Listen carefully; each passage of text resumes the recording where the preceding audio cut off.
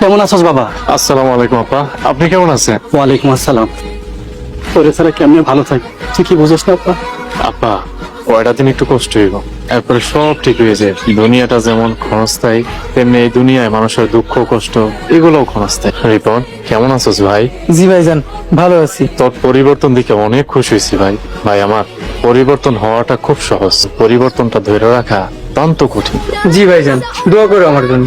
আমি রোজার প্রথম সপ্তাহে বিদেশ যাইতেছি, আব্বাই মত দিছে। আলহামদুলিল্লাহ। আমি আবার কখন মত দিলাম?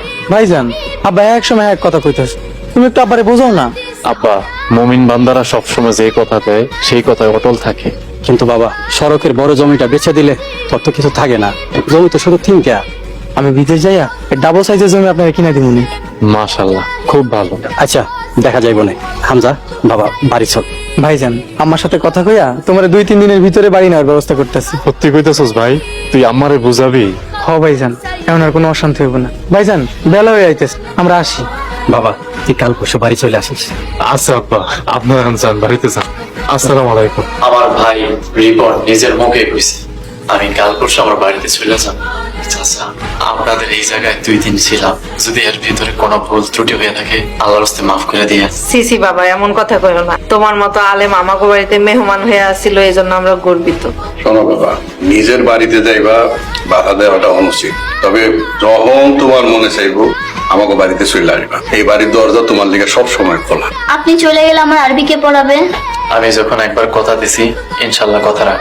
প্রত্যেক সপ্তাহে 3 দিন ফজর নামাজের পরে সোজা তোমাদের বাড়িতে এসে তোমারে পড়ামো আর খালাম্মার হাতের নাস্তা খাবো ইনশাল্লাহ। মাশাআল্লাহ, খুব সুন্দর সমাধান। আর চাচা যান, আপনি নামাজ ছেড়েন না।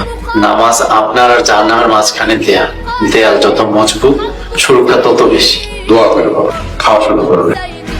রিপন, কাল তোর ভাইজানরে নিয়ে আসিস, আর তোরা যা চাইছস আমি তা দিতে রাজি আছি। এখন তোদের আমার কথা শুনতে হইব। রিপনের মা, তোমার কি কোনো আপত্তি আছে? না না, আমার কোনো আপত্তি নাই। তাছাড়া হামজা হলো এই বাড়ির বড় পোলা, হামজার তো এই বাড়িতে অধিকারী বেশি। সত্যিকার ভাই জানাইবো? হ, রিপন নিজে যায় নিয়ে আইবো। হ আব্বা, আমি ফজরের নামাজ পড়া ভাইজান রে আন, তারপর সবাই মিল্লা একসাথে নাস্তা করুন। মাশাল্লাহ মাশাল্লাহ, আমার যে কি খুশি লাগতেছে। মনে হইতেছে এই সুন্দর সুখের সময় দেখার লাগা আমার আল্লাহ দুনিয়াতে পাঠাইছে। মাশাল্লাহ, আজ আমার মনে কোনো কষ্ট নাই। এই বাড়িতে একজন রহমত আইতাছে, আল্লাহর একজন হাজবান্দ আইতাছে।